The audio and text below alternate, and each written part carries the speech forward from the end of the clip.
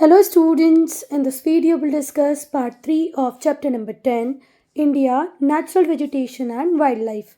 Students, I hope you'll have seen part 1 and part 2 of this chapter. If not, do watch it. Till here, we have discussed in part 2. We'll start part 3 with this topic, Importance of Forest. बेटा आप लोग इतने छोटे भी नहीं हैं, class 7th में हैं, तो आपको पता है कि फॉरेस्ट हमारे लिए क्यों इम्पोर्टेंट होते हैं.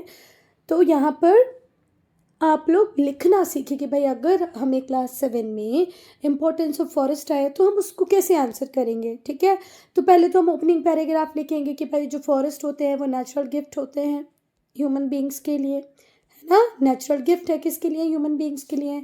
ये हमारी लाइफ में बहुत इंपॉर्टेंट रोल प्ले करते हैं. तो फॉरेस्ट के एडवांटेजेस ह्यूमन बींग्स के लिए क्या क्या है? तो जो फर्स्ट एडवांटेज है वो ये है कि हमें प्लांट्स ऑक्सीजन देते हैं. जो प्लांट्स होते हैं वो रिलीज़ करते हैं ऑक्सीजन को, जिसको हम ब्रीथ करते हैं. इवन ये कार्बन डाइऑक्साइड को भी एब्जॉर्ब कर लेते हैं एटमॉस्फेयर से. सो फर्स्ट पॉइंट हम क्या लिखेंगे कि भाई ये ऑक्सीजन रिलीज़ करते हैं जिसको ह्यूमन बींग ब्रीथ इन करते हैं, और ये कार्बन डाइऑक्साइड को भी एब्जॉर्ब कर लेते हैं. सेकेंड, हम सबको पता है कि बेटा हमें फॉरेस्ट से वैरायटी ऑफ प्रोडक्ट्स मिलते हैं. बहुत सारे प्रोडक्ट्स हमें फॉरेस्ट से मिल जाते हैं, जैसे टिम्बर जिससे हम फर्नीचर बना सकते हैं. फ्यूल वुड मिलता है. फ्यूल वुड मतलब जलाने के लिए लकड़ी. फॉडर मतलब चारा. मेडिसिनल प्लांट्स की अगर मैं बात करूं तो वो प्लांट्स जो औषधि का काम करते हैं, दवाइयों का काम करते हैं. हर्ब्स मिलती हैं, फ्रूट्स मिलता है, वी वैक्स मिलता है. मछलियाँ देखो अपना वो बना लेती हैं घर. उस घर से पहले तो हमें हनी मिल जाता है, और हनी के बाद जो वो उसका घर बसता है उससे हमें क्या मिलता है? वी वैक्स, लिपस्टिक और जितने भी वाटर प्रूफ हम मेकअप प्रोडक्ट्स बनाते हैं उसमें वी वैक्स का यूज़ होता है. ठीक है, तो ये सारी चीज़ें हमें कहाँ से मिल जाती हैं? फॉरेस्ट से मिल जाती हैं. हमें हनी के अलावा क्या क्या मिलता है? टर्पेंटाइन ऑयल मिल जाता है, जिसे हम तारपीन का तेल भी कहते हैं. ठीक है, जो प्लांट्स, ट्रीज, कुछ स्पेसिफिक ट्रीज होते हैं उनमें जो रेजिन निकलता है उस रेजिन से ये ऑयल बनाया जाता है. ठीक है, रेजिन किस ट्री का होता है? तो पाइन ट्री का होता है. इतना डीप में मत जाओ, आप तो ये याद रखो कि फॉरेस्ट हमें टिम्बर देता है जिससे हम फर्नीचर बना सकते हैं. फ्यूल वुड देता है, फॉडर देता है, मेडिसिनल प्लांट देता है, बी वैक्स भी देता है, हनी देता है, टर्पेंटाइन ऑयल देता है. लाख, इसकी चूड़ियाँ बनती हैं बेटा. लाख की क्या बनती हैं? चूड़ियाँ और गम. इतनी सारी चीज़ें हमें दे देता है. ये सॉइल इरोजन को रोकते हैं क्योंकि जो हमारे ट्रीज होते हैं वो अपनी रूट्स के थ्रू सॉइल को पकड़ कर रखते हैं, जिससे सॉइल इरोड नहीं होती. They reduce soil erosion by controlling excessive run off as the roots of plants bind the soil. जो ट्रीज होते हैं उनकी जो सॉइल होती है, जो प्लांट्स होते हैं उनकी जो रूट्स होती हैं वो सॉइल को बांधे रखने का काम करती हैं. ठीक है, तो ट्रीज रिड्यूस कर देते हैं सॉइल इरोजन को, किसको कंट्रोल करके? एक्सेसिव रन ऑफ, जो बहुत तेजी से पानी जा रहा होता है ना उसको रोक देते हैं. साथ ही साथ जो ट्रीज की, प्लांट्स की जो रूट्स होती हैं वो अपने पास की सॉइल को बांध कर रखती हैं. दे ऑल्सो रिड्यूस फ्लड, और ट्रीज की वजह से बाढ़ भी नहीं आती है, या बाढ़ कम आती है. रिड्यूस करने का मतलब होता है कम. रोक तो नहीं सकते बाढ़ को, पर कम जरूर कर देते हैं. फिर दूसरा, जो फॉरेस्ट होते हैं वो हमारी वाइल्ड लाइफ को भी शेल्टर प्रोवाइड करते हैं. ठीक है, वाइल्ड लाइफ को शेल्टर प्रोवाइड करने का मतलब जितने भी जंगली जानवर रहते हैं वो कहाँ रहते हैं बेटा? फॉरेस्ट में ही रहते हैं ना. बहुत सारे जो हिल स्टेशन हैं वो फॉरेस्ट में होते हैं, जहाँ पर लार्ज नंबर ऑफ टूरिस्ट जाना पसंद करते हैं, है ना. फॉरेस्ट में हम लोग सफारी के लिए भी जाते हैं. तो बहुत सारे जो हिल स्टेशन हैं जो फॉरेस्ट में हैं वो बहुत सारे टूरिस्ट को अपनी तरफ अट्रैक्ट करते हैं, और गवर्नमेंट के लिए फॉरेस्ट इस तरीके से रेवेन्यू का सोर्स बन जाते हैं. हम लोग सफारी के लिए जाएंगे, ठीक है, तो वहाँ पर जो फॉरेस्ट अथॉरिटीज़ होंगी वो उसके लिए पूरी प्लानिंग करके रखेंगे किस एरिया में जाना है, किस में नहीं जाना है. चलो, तो जो फॉरेस्ट होते हैं वो हमें रिक्रिएशन के लिए भी प्लेस प्रोवाइड करते हैं. हमें बहुत अच्छा लगता है कुछ लोगों को ना, फॉरेस्ट में जाएं, जंगलों को देखें, एनिमल्स को देखें, तो रिक्रिएशन के लिए भी एक प्लेस प्रोवाइड कराता है फॉरेस्ट. जो एट्थ वाला रीज़न है वो सबसे इम्पॉर्टेंट लगता है मुझे। क्यों लगता है भाई? बारिश ही नहीं होगी अगर ट्रीज़ नहीं होंगे तो जो हमारे ट्रीज़ होते हैं वो प्रिसिपिटेशन में भी हेल्प करते हैं, बारिश लाने में भी हेल्प करते हैं। क्या सप्लाई करके? मॉइस्चर सप्लाई करके। ये जो ट्रीज़ होते हैं ये किस प्रोसेस के थ्रू मॉइस्चर प्रोवाइड करते हैं एनवायरनमेंट में, एटमॉस्फेयर में? ट्रांसपीरेशन की प्रोसेस। देखो, आप सबको पता है कि लीव्स में स्टोमेटा होता है ना। तो जो ट्री की रूट्स होती हैं वो वाटर को सॉइल से एब्जॉर्ब कर लेती हैं, फिर उसे लीव्स तक पहुंचा देती है। लीव्स कुछ वाटर का यूज़ कर लेता है और एक्सेसिव वाटर को रिलीज़ कर देता है, उसी को क्या कहते हैं? ट्रांसपीरेशन। जो फॉरेस्ट है वो शेल्टर प्रोवाइड करते हैं ट्राइबल पीपल को। हमारी कंट्री में हम जिन्हें एसटी कहते हैं, शेड्यूल्ड ट्राइब कहते हैं, ये भी कहाँ रहती हैं? जंगलों में ही रहती हैं। और जो फॉरेस्ट होते हैं, फॉरेस्ट में लगे जो ट्रीज़ होते हैं, इनकी पत्तियां यहाँ सॉइल के ऊपर गिर जाती हैं, और सॉइल के ऊपर जब ये पत्तियां गिरती हैं तो ये सॉइल को क्या प्रोवाइड करती हैं? ह्यूमस। क्लियर है? चलो, तो जो फॉरेस्ट है वो बहुत ज़्यादा यूज़फुल है हमारे लिए। क्लियर है? पर हम इन्हें कट करते जा रहे हैं, इनकी रेकलेस कटिंग कर रहे हैं, बिना सोचे समझे इन्हें कट करते जा रहे हैं, जिस वजह से हम इन्हें डिस्ट्रॉय कर दे रहे हैं। तो हमें बहुत ज़्यादा सावधानी रखनी चाहिए, फॉरेस्ट की केयर करनी चाहिए। और फॉरेस्ट की केयर हम नहीं करेंगे तो फिर हमारा भी जीना पॉसिबल नहीं है। तो हमें क्या क्या करना चाहिए बेटा? हमें ज़्यादा से ज़्यादा ट्रीज़ को प्लांट करना चाहिए। जो एग्जिस्टिंग ट्रीज़ हैं उन्हें प्रोटेक्शन देनी चाहिए। ऐसा नहीं एग्जिस्टिंग को कट करके प्लांट करने लग जाओ, नए भी प्लांट करने हैं, एग्जिस्टिंग को भी बचाना है। और लोगों को हमें ट्रीज़ की इम्पोर्टेंस को समझाना है, हमें इनिशिएटिव लेना है, स्पेशल प्रोग्राम चलाने हैं जैसे वन महोत्सव जैसे, और जिसमें हम ज़्यादा से ज़्यादा लोगों को इन्वॉल्व करें और लोगों को बता पाए कि भाई ग्रीन अर्थ का क्या इम्पोर्टेंस है। अर्थ हरी भरी रहेगी तो कितना अच्छा होगा। लोगों को इन्वॉल्व करें अर्थ को ग्रीन बनाने में। हम पढ़ेंगे वाइल्ड लाइफ को। तो अगर हम इंडिया में वाइल्ड लाइफ की बात करें तो हम इसमें भी बहुत रिच हैं। हमारे यहाँ डिफरेंट टाइप के एनिमल्स अवेलेबल हैं, बर्ड्स भी अवेलेबल हैं, रेप्टाइल्स हैं, एम्फीबियंस हैं, मैमल्स हैं, फिश हैं, इंसेक्ट्स हैं। 89,000 स्पीशीज़ है हमारे पास एनिमल्स की, 1200 स्पीशीज़ हैं हमारे पास बर्ड्स की। और ये जो एनिमल्स हैं इन्हें कलेक्टिवली हम क्या कहते हैं? वाइल्ड लाइफ या फौना। फ्लोरा बोले तो प्लांट लाइफ, फौना बोले तो एनिमल लाइफ। तो आपके पास बर्ड्स भी हैं, एनिमल्स भी हैं, रेप्टाइल्स भी हैं, एम्फीबियंस भी हैं।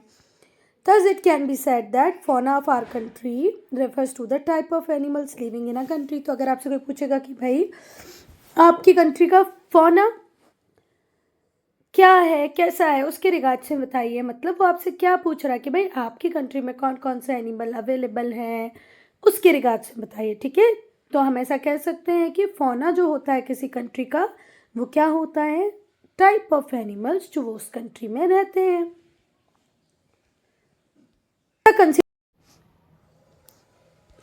बेटा ध्यान से सुनना, ऐसा कंसिडर किया जाता है, ऐसा माना जाता है कि दुनिया में जितनी भी वाइल्ड लाइफ अवेलेबल है उसका 80% हमारे पास है। ठीक है? It is considered that around 80% of all wild life species of the world में जितनी भी वाइल्ड लाइफ स्पीशीज़ अवेलेबल है उसका 80% हमारे पास है। India lies in Indo Malay eco zone. India कहाँ पर लाई करता है बेटा? इंडो मलय इको जोन में। कहाँ लाई करता है? इंडो मलय इको जोन में। सरप्राइजिंगली जो इंडिया है उसके पास कंसिडरेबल डाइवर्सिटी है एनिमल की, मतलब किसी चीज़ की कोई कमी नहीं है। बर्ड्स हैं, रेप्टाइल्स हैं, सब हमारे पास हैं। Which are endemic to our country, जो हमारी कंट्री के हैं। तो बेटा क्या मतलब होता है एंडेमिक का? स्थानिक, जो हमारा खुद अपनी कंट्री का ही है, यहीं का है। ठीक है? तो बहुत सारे एनिमल्स तो हमारे अपने ही हैं। अगर बेटा हमें हमारी कंट्री की रिच डाइवर्स वाइल्ड लाइफ को बचाना है, प्रिजर्व करना है, तो हमें कुछ तो इन एनिमल्स के लिए करना पड़ेगा। तो हमने बहुत सारी सेंचुरीज़ बनाई हैं, नेशनल पार्क्स बनाए हैं, बायोस्फीयर रिजर्व बनाए हैं। इंडिया में वाइल्ड लाइफ को प्रोटेक्ट करने के लिए हमने क्या बनाए हैं? बहुत सारी sanctuaries, national park, biosphere reserves. India host करता है 3 of the world 34 biodiversity hotspot. दुनिया में जो 34 बायोडाइवर्सिटी हॉटस्पॉट्स हैं उसमें से 3 तो इंडिया में ही हैं। पहला जो हॉट स्पॉट है वो है वेस्टर्न घाट्स, दूसरा ईस्टर्न हिमालय, तीसरा इंडो बर्मा। क्लियर है। India is a home to approximately 7.6% of all mammals. दुनिया में जितने भी मैमल्स अवेलेबल हैं उसमें से 7.6% हमारे इंडिया में अवेलेबल हैं। रेप्टाइल्स हमारे पास है 6.2% और बर्ड्स हमारे पास अवेलेबल हैं दुनिया की 12.6%। हम एनिमल्स की बात करेंगे तो हमारे पास लार्ज वैरायटी में मैमल्स अवेलेबल हैं, जैसे कि rhinoceros, wild buffaloes, elephant etcetera. Elephant largest mammals हैं इंडिया में। Elephants are the largest mammals of India. तो हमारे पास वैरायटी में मैमल्स अवेलेबल है। मैमल्स किसको बोलते हैं बेटा? जो अपने बच्चों को सीधे जन्म देते हैं, एग्स ले नहीं करते। तो मैमल्स समझ गए आप, जो अपने बच्चों को जन्म देते हैं। तो हमारे पास लार्ज वैरायटी में मैमल्स अवेलेबल हैं। कुछ बहुत बड़े बड़े मैमल्स भी अवेलेबल हैं, जैसे एलिफेंट हुए। एलिफेंट लार्जेस्ट मैमल है इंडिया का। हमारे पास राइनोसोरस भी हैं, वाइल्ड बफेलोज भी हैं। बेसिकली ये कहाँ अवेलेबल हैं बेटा? Wild areas of West Bengal, Uttarakhand, Tamil Nadu, Assam, central India, Karnataka, Kerala. Rhinoceros हमें असम और वेस्ट बंगाल में मिलेंगे, ठीक है, जो कि सेकेंड लार्जेस्ट मैमल है। फर्स्ट लार्जेस्ट एनिमल हम किसको कहेंगे बेटा? एलिफेंट को। एलिफेंट है फर्स्ट लार्जेस्ट एनिमल। और सेकेंड लार्जेस्ट एनिमल कौन सा है? राइनोसोरस।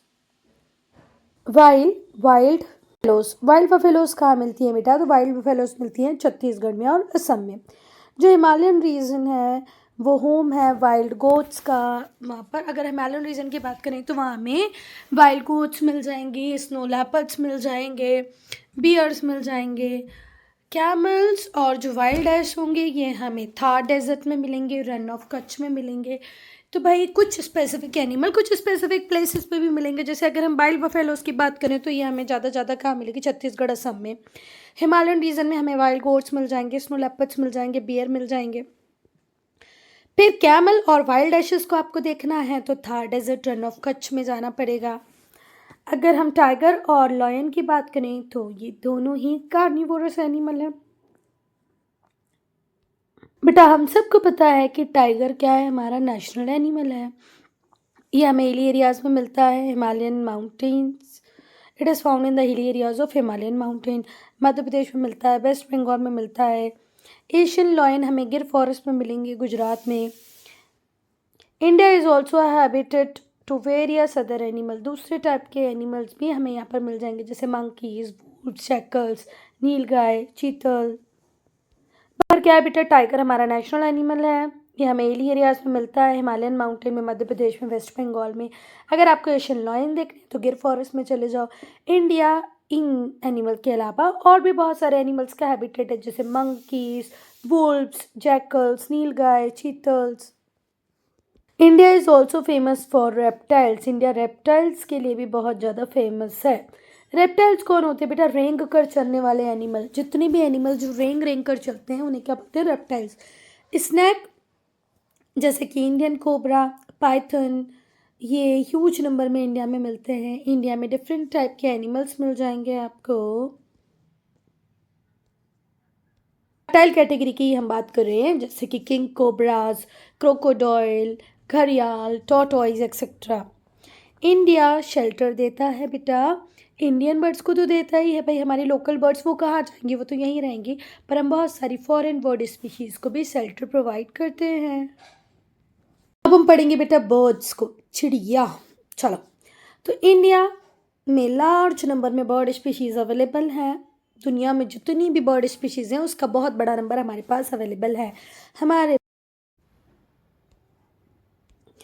बेटा अगर हम बात करें पिकॉक की, जंगल फाउल की, तो ये तो बहुत ही सुंदर बर्ड्स हैं जो हमारे इंडिया में अवेलेबल हैं। पिकॉक को तो हमने नेशनल बर्ड का दर्जा दिया हुआ है, national bird of India peacock. जो दूसरे कॉमन बर्ड्स हैं जो इंडिया में मिलते हैं वो है pigeons, parrots, myna, geese, bulbul, duck, Siberian crane, stork, flamingo, pintail, pelican, duck, curlew etcetera. ये सारी क्या है? माइग्रेटरी बर्ड है, मेन माइग्रेटरी बर्ड है, ठीक है।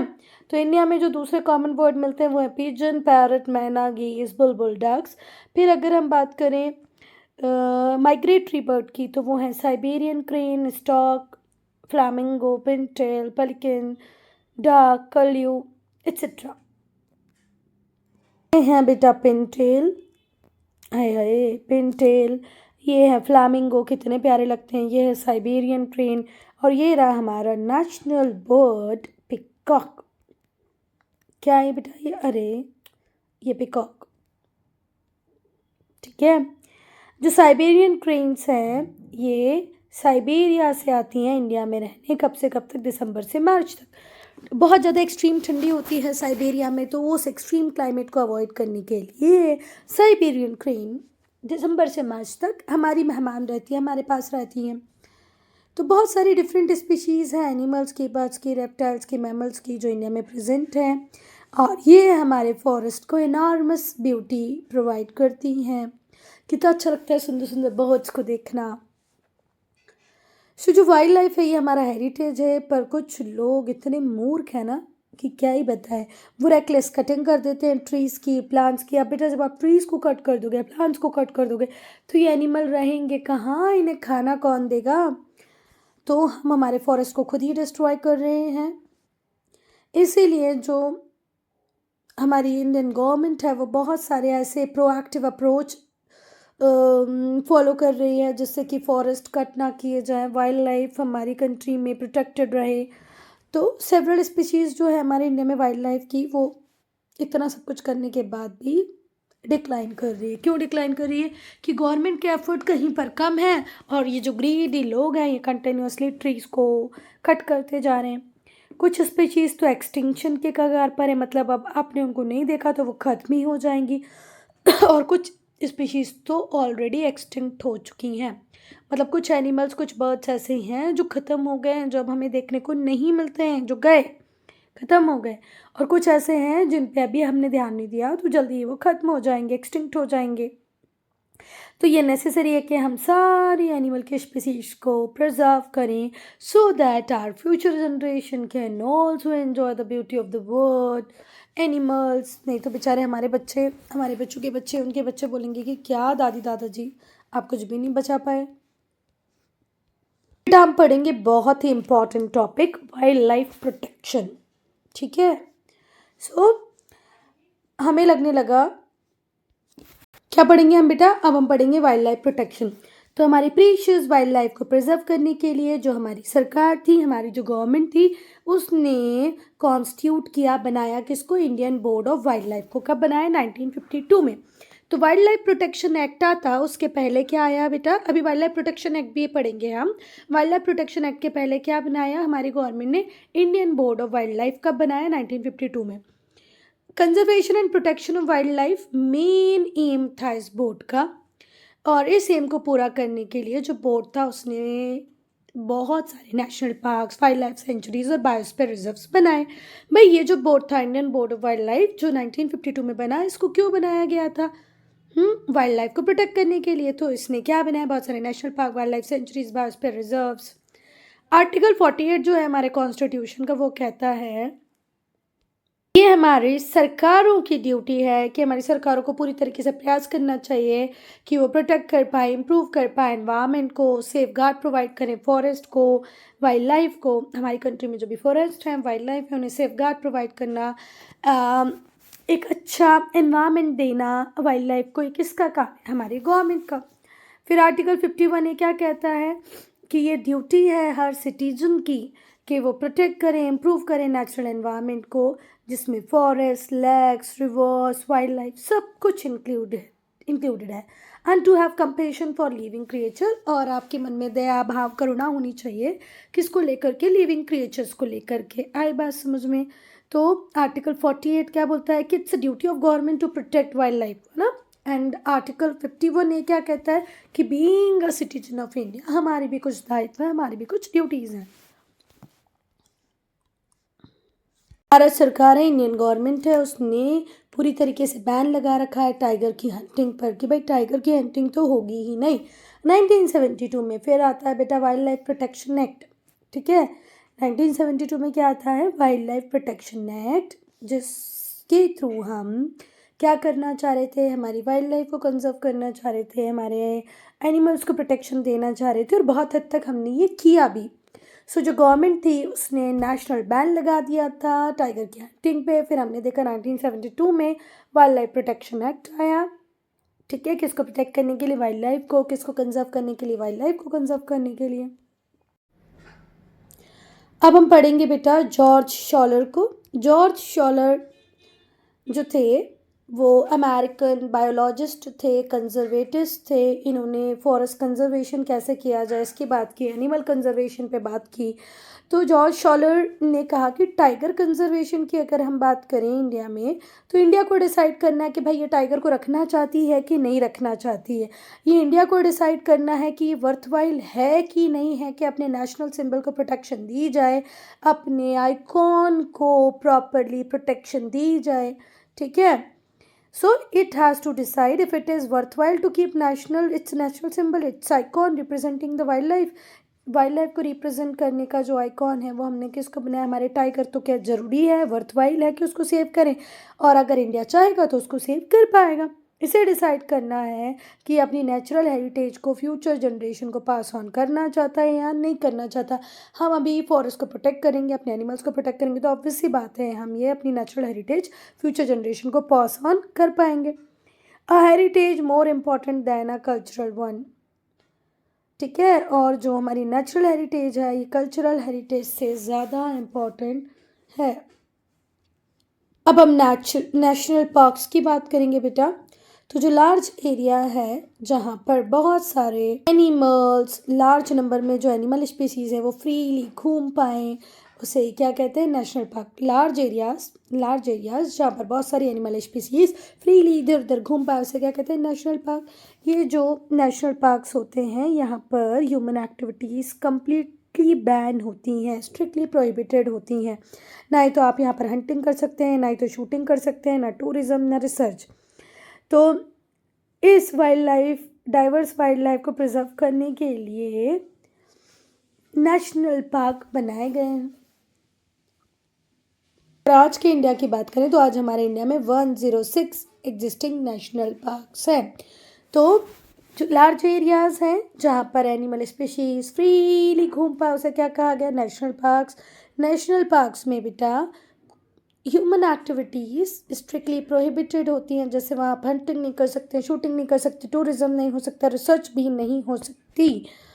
हमने डाइवर्स वाइल्ड लाइफ को प्रिजर्व करने के लिए अब तक कितने नेशनल पार्क्स बना दिए, 106। हम कुछ 5 तो आप लर्न कर ही लो। अब बेटा यहाँ पर 5 नेशनल पार्क्स दिए हैं, उनकी लोकेशन दी है, तो हो सकता है मैम एग्ज़ाम में पूछे, तो यहाँ पर ये लर्न कर लो आप लोग। दुधवा नेशनल पार्क उत्तर प्रदेश में है, गिर नेशनल पार्क गुजरात में है, कांजीरंगा असम में है, शिवपुरी मध्य प्रदेश में है, बांदीपुर कर्नाटका, शिवपुरी मध्य प्रदेश, कांजीरंगा असम, गिर नेशनल पार्क गुजरात, दुधवा उत्तर प्रदेश। अब हम वाइल्ड लाइफ सेंचुरीज को पढ़ेंगे। तो बेटा वो फॉरेस्ट एरिया जिसे क्रिएट किया गया है कुछ सर्टेन सेलेक्टेड स्पीशीज़ को प्रोटेक्ट करने के लिए, सेलेक्टेड स्पीशीज़ को हैबिटेट देने के लिए, उन्हें कहा जाता है wild life sanctuary. To some extent, कुछ एक्सटेंट तक यहाँ पर ह्यूमन एक्टिविटीज़ को अलाउ किया जाता है, जैसे आप अपने एनिमल्स की ग्रेजिंग करा सकते हैं, फॉरेस्ट प्रोडक्ट को कलेक्ट कर सकते हैं। इंडिया में आज 567 एग्जिस्टिंग वाइल्ड लाइफ सेंचुरीज़ हैं। कितनी, 567। इस बात को बहुत ज़्यादा ध्यान रखना, जहाँ हम वाइल्ड लाइफ सेंचुरीज़ की बात करेंगे वहाँ पर हम सिलेक्टेड स्पीशीज़ की बात करेंगे, और नंबर कितना है इनका, 567। अभी कितनी वाइल्ड लाइफ सेंचुरीज इंडिया में, 567। ओके, और वाइल्ड लाइफ सेंचुरी से आप याद रखना कि these are also meant for conservation of animal, for protection of animal, पर here specific selected species are there. अब 5 वाइल्ड लाइफ सेंचुरीज के नाम भी दिए हैं, वो भी आप लोगों को लर्न कर लेना फटाफट से, क्योंकि जब 5 का नाम दिया है तो हो सकता है मैम एग्जाम में पूछे, और पूछे तो कुछ गलत नहीं, आपकी बुक्स में अवेलेबल है इन्फॉर्मेशन। सरिस्का कहाँ पर है, राजस्थान में है, मानस असम में है, सुंदरबन वेस्ट बंगाल में, मधुमलाई तमिलनाडु में है, रंगनाथिट्टू कर्नाटका में है। अब हम बात करेंगे बायोस्फीयर रिजर्व्स की। तो ये वो एरियाज़ होते हैं जिन्हें मेंटेन किया जाता है इनकी नेचुरल स्टेट में, कि नेचुरल इकोसिस्टम अनडिस्टर्ब्ड रहे, है ना, मतलब एनिमल्स को ऐसे लगे कि वो फ्रीली ही फॉरेस्ट में रह रहा है। क्लियर है? तो ये जो एरियाज़ होते हैं इन्हें मेंटेन किया जाता है इनकी नेचुरल स्टेट में, जिससे नेचुरल इकोसिस्टम अनडिस्टर्ब्ड रहे। बायोस्फीयर रिजर्व्स में नेचुरल वेजिटेशन को भी प्रोटेक्शन मिलती है, वाइल्ड लाइफ को भी प्रोटेक्शन मिलती है। मतलब अभी तक हमने जो बायोस्फीयर रिजर्व की बात की, वाइल्ड लाइफ सेंचुरीज़ की बात की, तो वहाँ पर हमारा मेजर फोकस एनिमल पे था। पर जब हम बायोस्फीयर रिजर्व की बात करते हैं तो यहाँ पर हम प्लांट्स को भी उतनी ही इंपॉर्टेंस देते हैं जितनी एनिमल्स को। ये जो रिजर्व्स हैं इनमें एग्रीकल्चर एक्टिविटीज़ भी होती हैं, एग्रीकल्चर एक्टिविटीज़ के लिए भी यूज़ होते हैं, और इन्हें यूज़ कौन करते हैं? Local people, tribal people. Tourism भी यहाँ पर अलाउ होता है। हमारे इंडिया में 18 बायोस्फीयर रिजर्व्स हैं, ये पढ़ते हैं। बेटा अब हम पढ़ेंगे बायोस्फीयर रिजर्व्स इन इंडिया। पहला है अचानकमार अमरकंटक, दूसरा अगस्थमलाई, तीसरा दिब्रू सैखोवा, तीसरा देहांग दिबांग, पांचवा कंचनजंगा, छठवा ग्रेट निकोबार। ग्रेट निकोबार के बाद है gulf of Mannar, Kutch, Manas, Nanda Devi, Nilgiri, Nokrek, Pachmarhi, Similipal, Sundarban, cold desert, Seshachalam और पन्ना। ये हो गए 18 हमारे बायोस्फीयर रिजर्व्स। बेटा हमारी इंडिया टाइम टू टाइम कुछ स्पेसिफिक प्रोजेक्ट्स भी इंट्रोड्यूस करती रहती है, जैसे project tiger, project elephant, project rhino. Project tiger में हमने बहुत सारे टाइगर रिजर्व्स बनाए इंडिया के डिफरेंट पार्ट में। प्रोजेक्ट एलिफेंट आया, प्रोजेक्ट राइनो आया, जो एलिफेंट और राइनोसोरस की प्रोटेक्शन के लिए थे। हमें भी अपनी तरफ से कोशिश करनी चाहिए कि हम पब्लिक अवेयरनेस क्रिएट करें, जिससे एनिमल, बर्ड्स, इनके हैबिटेट को हम प्रोटेक्ट कर पाएँ, लोगों को समझा पाएँ कि भैया हमें फॉरेस्ट की रेकलेस कटिंग नहीं करनी चाहिए। हर साल हमें वाइल्ड लाइफ वीक ऑब्जर्व करना चाहिए और सबको एक्टिवली उसमें पार्ट लेना चाहिए। वाइल्ड लाइफ वीक हम कब सेलिब्रेट करते हैं? First week of October. और बेटा हम सब अपने फ्यूचर जनरेशन को ये नेचुरल हेरिटेज देना चाहते हैं, तो हम सबको कहीं ना कहीं कुछ ना कुछ कंट्रीब्यूट करना पड़ेगा वाइल्ड लाइफ को कंजर्व करने के लिए। हमें उन चीज़ों को लेने से मना कर देना चाहिए जो एनिमल बोन्स, हॉर्न्स, फर। हॉर्न्स बोले तो सींग, बोन्स बोले तो हड्डियाँ, फर बोले तो जो ऊपर होता है ना फर, आप लोगों ने देखा होगा भाई पोलर बियर के ऊपर, बियर के ऊपर स्किन, फैदर। अगर इनसे बना कोई प्रोडक्ट आपको मिलता है, जैसे हम दिवाली के टाइम हम देखते हैं मोर पंख बिकने को आते हैं, तो मोर पंख खरीदना बंद कर दो तो वो तोड़ना बंद कर देंगे, है ना। एनिमल बोन से, एनिमल हॉर्न से बनी चीज़ों को लेना बंद कर दो तो वो बनाएंगे ही नहीं। So student, I'm ending this video here only. If you have any doubt, any problem, to write in comment section.